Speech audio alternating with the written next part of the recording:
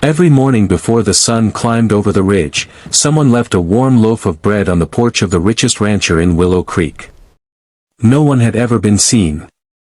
No wagon wheels in the dirt. No boot prints in the frost. No dog barked a warning. Just bread, wrapped in cloth, still warm enough that steam curled off it into the cold Montana air. After 32 mornings of the same quiet mystery, Luke Dawson finally asked the question that would unravel everything he believed he understood about his own life. Who keeps leaving fresh bread? He asked it to an empty porch. But somewhere in Willow Creek, a woman had been waiting 6 years for him to ask it. Willow Creek respected Luke Dawson the way a town respects a mountain. He was simply there, solid and unmovable, owning more land than anyone could ride across in a single day.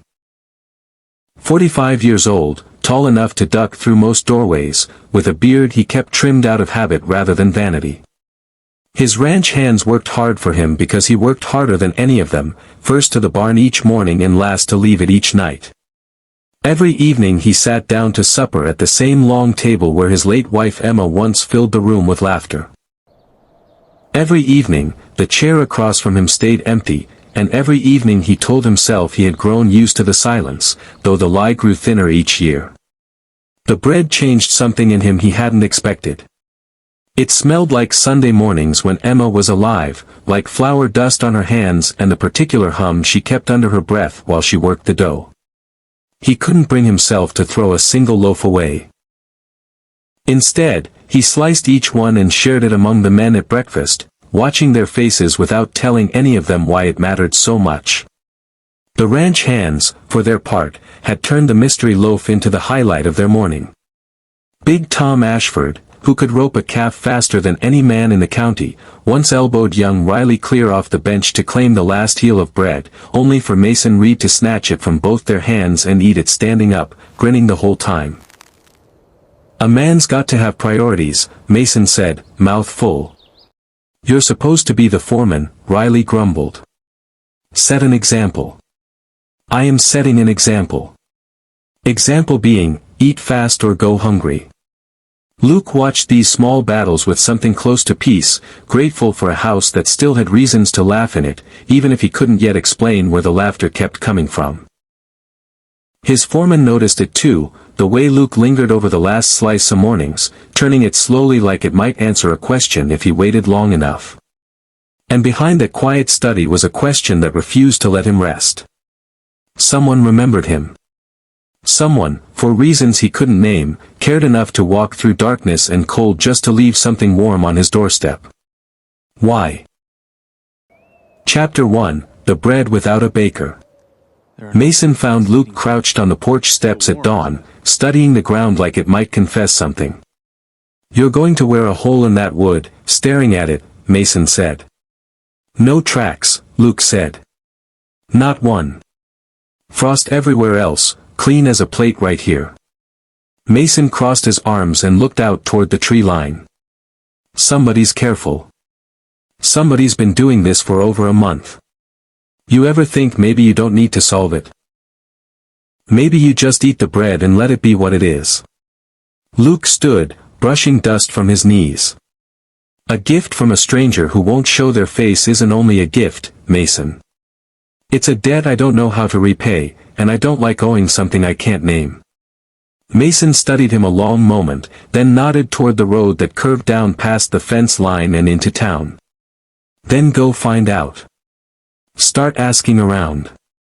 Somebody in Willow Creek bakes bread that smells like that." "You think I haven't noticed the smell? I think you've noticed everything about it except who's making it. Go ask, Luke. Been a long time since I've seen you curious about anything besides cattle prices." That afternoon, for the first time in weeks without a single reason tied to ranch business, Luke saddled his horse and rode toward town. Chapter 2, The Widow Behind the Oven. Nora Bennett's bakery sat at the end of Main Street, a narrow building with a crooked sign and a chimney that always smoked before the rest of the town woke. She had run it alone since her husband died in a logging accident 2 winters back, raising her son Eli on flour, patience, and whatever coin she could scrape together from people who often couldn't pay full price. She gave away more than she sold. A widow with 6 children got a free loaf every Tuesday. An old miner with a bad hip got soup and bread on Fridays, no charge, no explanation offered or expected. Nora believed a full table belonged to the whole town, not only to the families who could afford one.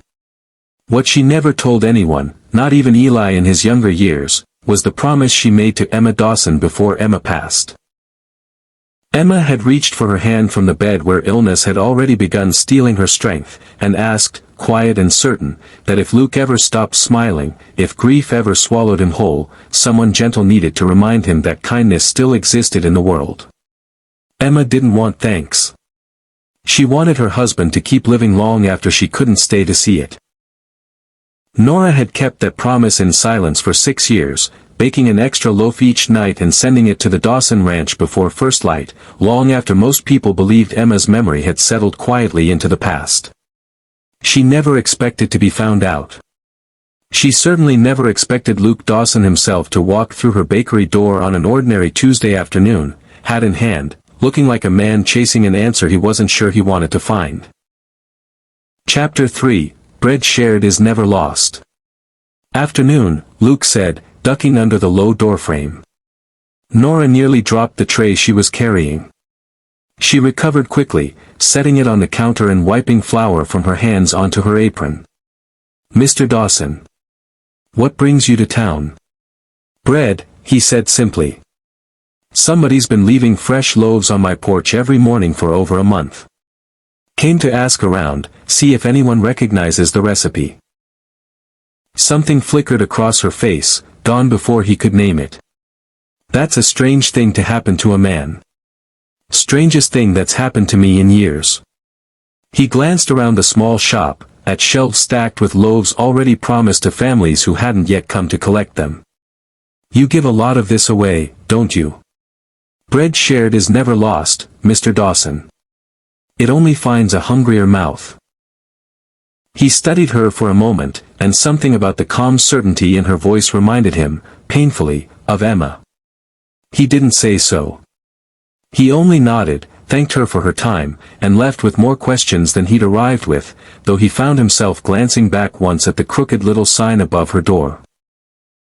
Later that week, old Jacob Miller at the flour mill mentioned, almost in passing, that Nora Bennett bought twice the flour her business could reasonably need for the amount of bread she sold. Luke filed the detail away and said nothing, though it settled into his mind like a seed waiting for rain. Chapter 4, The Boy Before Sunrise. Eli Bennett was 10 years old and convinced he was the fastest, quietest boy in Willow Creek. Every morning, long before the rooster crowed, he slipped out the back door of the bakery with a cloth-wrapped loaf tucked under his arm and ran the hidden trail through the birch trees leading to the Dawson ranch. He knew every root that could trip him and every dry branch that might snap underfoot. He knew exactly where the bunkhouse lantern light couldn't reach. He had turned it into a private game, though his mother always reminded him it was more than a game. Why do we do this every day? He asked her one evening, tired from the run and half asleep at the supper table. Because someone we care about is lonely, Nora said, and bread is one of the only languages that speaks straight to a lonely heart. Does he know it's us? Not yet. Will he ever? Nora paused over the dough she was kneading. Someday, maybe. But not because we tell him. Because the truth finds its own morning to arrive, same as bread finds its own hour to rise. Eli didn't fully understand, but he trusted his mother the way only a child can, completely and without question. Some mornings he imagined Luke Dawson as a giant in a storybook, too big and too rich to ever need anything from a small boy like him. Other mornings he simply ran, breath fogging in the cold, proud of a secret that made him feel, for a few quiet minutes each day, like the bravest person in the whole county. He never once imagined that a rancher's careful eyes were slowly closing the distance between mystery and discovery, or that his own hidden trail would someday lead his mother straight into Luke Dawson's life. Chapter 5, The Town Starts Talking. Willow Creek was a small town, and small towns talk. Calvin Briggs, a businessman who had recently bought up half the buildings on Main Street, began dropping comments about Nora's finances at the general store, just loud enough for the right ears to catch. "Strange, isn't it?" he said to Wyatt Turner one afternoon, a widow with barely 2 coins buying enough flour to feed the whole county. "Where does that money keep coming from?" Wyatt, who ran the general store and heard every rumor before it finished forming, shrugged it off at first. But Calvin repeated the comment to Sarah Whitfield, leader of the church women's committee, and Sarah, who had always respected Nora, began to wonder despite herself. "She gives away more than she sells," Sarah said to her husband one night.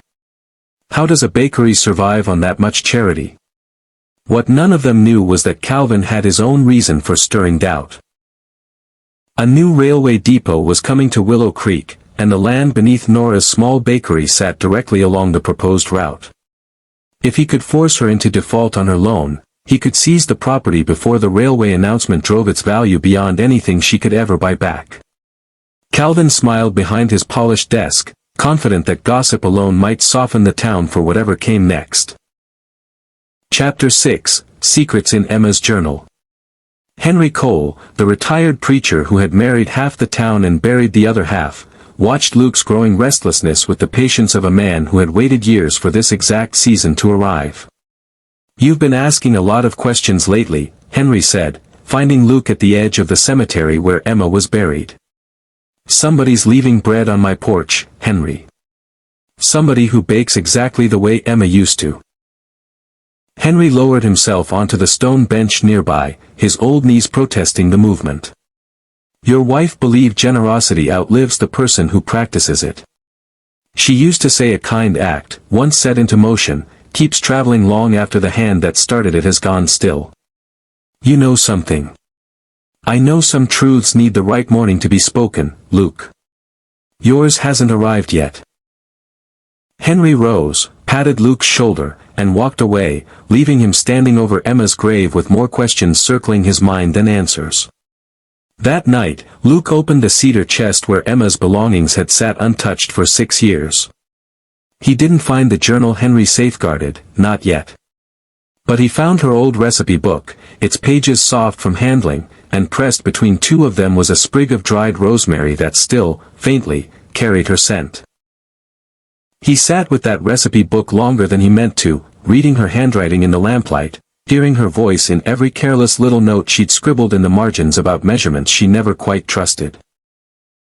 Chapter 7, The Morning He Finally Saw Her. It happened on a morning Luke hadn't planned. Restless and unable to sleep, he rode toward town before dawn, telling himself he only wanted fresh air. Instead, he found himself on the ridge overlooking Main Street just as a small light flickered on inside the bakery. He watched from a distance as Nora Bennett moved through her kitchen in the lamplight, sleeves rolled, hands steady in the dough, humming something low and unhurried. Before the sun rose fully, she wrapped several loaves in cloth and carried them out herself, delivering one to the widow with 6 children, another to old Jacob Miller, a third left quietly on a doorstep where a family had lost their harvest to early frost. Only after all of that did she hand the last loaf to Eli, who took off running down the birch trail Luke had somehow never noticed before, straight toward the Dawson ranch. Luke didn't follow him. He didn't need to anymore. He sat on his horse in the cold morning air and understood, for the first time, exactly who had been keeping him company all these lonely months. He didn't ride down to confront her. He simply watched, something unfamiliar and warm settling into a chest that had held only grief for 6 long years, and rode home before she ever knew he'd seen her at all. Chapter 8, What Neighbors Do. In the weeks that followed the morning on the ridge, Luke found reasons to be in town more often than ranch business required. He chopped wood for Nora's oven without being asked, mended a loose hinge on her back door, and once, to Eli's great delight, let the boy ride Luke's tall bay gelding twice around the square while Nora watched from the bakery steps with flour still dusting her sleeves. "You don't have to keep doing this," Nora told him one afternoon, handing him a cup of coffee he hadn't asked for either. "I know I don't have to," Luke said. "I want to.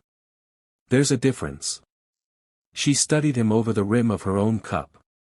Emma used to say the same thing. That wanting to help someone was worth more than owing them anything. She was right about most things. She was right about all the important ones, Nora said, and for a moment neither of them said anything else, letting the quiet sit comfortably between them instead of needing to be filled. Ruth Collins, watching the two of them from across the street more than once, told anyone who'd listened that she'd never seen a man learn to smile again quite so slowly or quite so completely. Ruth also made certain Nora understood something practical alongside the romance blooming in front of her. A signed contract deserved the same careful reading a recipe did, measured twice before trusting it, because a single overlooked word could cost a family everything it had worked years to build. It was a lesson Nora had learned the hard way once already, and one she made sure to pass along to Eli as he grew, telling him that honest work and careful reading went hand in hand, and that no handshake, however friendly, ever replaced reading every line for yourself. Chapter 9, Rising Stakes. Calvin Briggs called in Nora's loan 3 months early, citing a clause buried deep in paperwork she barely remembered signing. He arrived at her bakery with a folded document and an expression that pretended its sympathy while offering none. "You understand," he said, "a debt is a debt. I've been more than patient. You've been circling this bakery since the day the railway survey crew came through town," Nora said. "This isn't patience, Mr. Briggs. This is a plan." He didn't deny it. He reminded her only that she had 30 days to produce the balance in full, or the deed would transfer to him without further discussion. Nora didn't sleep that night. She sat at her kitchen table with Eli asleep in the next room, staring at numbers that refused to add up no matter how many times she recalculated them. Ruth Collins, the older bakery owner across town who had watched Nora grow from a young girl into a mother fighting for her family's survival, came by the next morning with flour she hadn't asked for and words she desperately needed. "Read every line of that contract again," Ruth told her. "Men like Calvin Briggs count on people being too tired to check the fine print." Nora took her advice, staying up long past midnight studying every clause, and found something odd buried in the figures. The original loan amount didn't match what she remembered borrowing. Someone, at some point, had already paid down a significant portion of her debt, and she had no idea who. Eli overheard Calvin threatening his mother through the thin bakery wall one evening, and though he said nothing, he began watching the businessman with the wary eyes of a boy who understood, even at 10, that some grown men smiled while they meant to do harm. He told Mason about it 2 days later at the mill, not fully understanding why the foreman's jaw tightened at the news, only that Mason thanked him and rode off faster than usual. Chapter 10, The Harvest Festival Scandal. The Harvest Festival arrived with its usual noise, wagons decorated with autumn wheat, children chasing each other between food stalls, fiddle music drifting over the square. Calvin Briggs chose the festival's busiest hour to make his announcement, climbing onto a hay wagon so the entire town could hear him declare that Nora Bennett had defaulted on her loan and that the bakery, along with the land beneath it, now belonged to him. Nora stood frozen as whispers moved through the crowd like wind through wheat. Eli gripped her hand, his young face confused and afraid. Sarah Whitfield, standing nearby, felt the first sting of guilt for ever doubting a woman who had quietly fed half the town's struggling families for years without asking for a single word of gratitude. Before Nora could be forced to hand anything over, Henry Cole stepped forward, holding Emma's leather journal against his chest like something sacred. "Before this goes any further," Henry said, his voice carrying across the square, "there's a letter that needs to be read." He opened the journal to a page marked with a faded ribbon and read Emma's own handwriting aloud. Emma had written it in her final weeks, revealing that she had secretly paid down most of Nora's original debt years earlier, asking Henry to keep the truth hidden until the right moment arrived. The letter ended with words that made Luke go still. "If Luke ever forgets that kindness still lives in this world, leave him fresh bread until he remembers." The crowd fell silent. Luke stared at Nora, understanding arriving all at once, full and undeniable. Every loaf, every quiet morning delivery, every warm scent that reminded him of Emma, had never been charity. It had been a promise, faithfully kept by a woman who asked for nothing in return. Sheriff Owen Grant, who had been quietly investigating Calvin's paperwork after Mason brought him what Eli had overheard, stepped forward with documents of his own, proving the loan figures had been altered after Nora signed them. Calvin's calm expression cracked as the sheriff read the forged numbers aloud to the gathered crowd. Within minutes, the same people who had watched him humiliate Nora watched him escorted away in handcuffs, his polished boots dragging through the same dirt he'd once claimed to own. Chapter 11, Bread That Healed a Town. The days following the festival brought a different kind of change to Willow Creek. Sarah Whitfield organized the church women's committee to help repair the bakery's roof and repaint its crooked sign a cheerful blue. Wyatt Turner extended credit at the general store without being asked twice. Jacob Miller delivered flour at half price, insisting it was simply what neighbors did for one another when the season demanded it. Luke found Nora alone one evening, kneading dough by lamplight, Eli already asleep in the back room. "I saw you," he said quietly. Before dawn, a few days passed. On the ridge above town. Nora's hand stilled. "You didn't say anything." "I didn't know what to say. I still barely do." He stepped further inside, the warmth of the oven reaching him even from the doorway. "You could have told me who you were from the start." "Emma didn't want thanks, and neither did I," Nora answered. "It was never about being noticed. It was about keeping a promise to a friend. I've eaten that bread every morning for 6 years without knowing you baked it. Without knowing you cared enough to keep a promise to a woman who's been gone that long." "She was my friend before she was your wife," Nora said, voice gentle but steady. "She taught me that grief doesn't end when someone dies. It only changes shape, waiting for someone brave enough to carry it forward for a while." There was something else, too, something Luke hadn't yet learned. The starter she used for every loaf, the one that made her bread taste like something out of memory rather than out of any ordinary oven, had come from Emma herself, given to Nora years before as a wedding gift, kept alive and fed faithfully ever since. Every slice Luke had eaten for 6 years had, in its own quiet way, carried a piece of his late wife forward with it. Luke stepped closer, the flour-dusted air between them warmer somehow than the oven at her back. "I bought the bakery deed from the bank this afternoon," he admitted. "Paid it in full."